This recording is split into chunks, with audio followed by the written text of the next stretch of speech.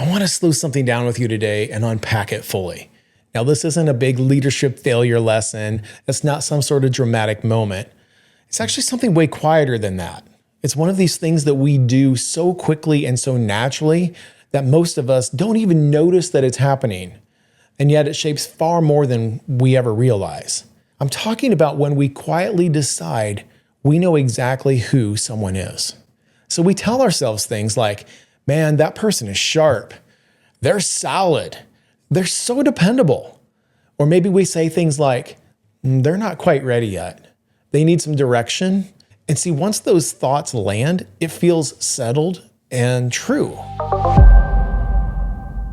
Now, what's interesting to me, it isn't that we make these judgments. It isn't that the judgment even gets made. It's how quietly that our perception is lessened once the certainty that we have takes over. Now, there should never be a checkpoint where we say, I'm done learning about this person. In reality, yeah, there's a few interactions that tend to go a certain way. We start to see a pattern emerge, and without realizing it, it's so easy to move from observing to interpreting.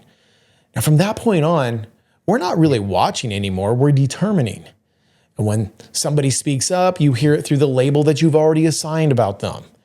When they hesitate, it confirms what we think we know. And when they do something that surprises us, it feels like an exception, not a new perspective on how we think about this person. All right, now don't get me wrong. Nothing about this should feel reckless. It feels like good, effective leadership, actually. And that's what makes it so powerful. This is what we need to unpack, because once a label settles in your mind, your behavior changes. So you ask different questions. You offer different opportunities. You even respond with a different level of patience. Think of it this way. The moment that you stop being curious about someone, you start shaping the environment they're operating in. And most founders, they don't notice how often this is actually happening. And what happens over time is these quiet conclusions, well, they begin to define what's actually possible for people inside the company.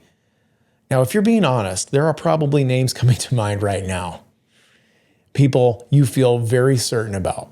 People that you are happy that are with you. People that you are not so sure about. Now, the uncomfortable question to sit with here isn't whether you're right. It's whether that certainty has actually gone unexamined. Because high performance, it doesn't get limited by bad intentions.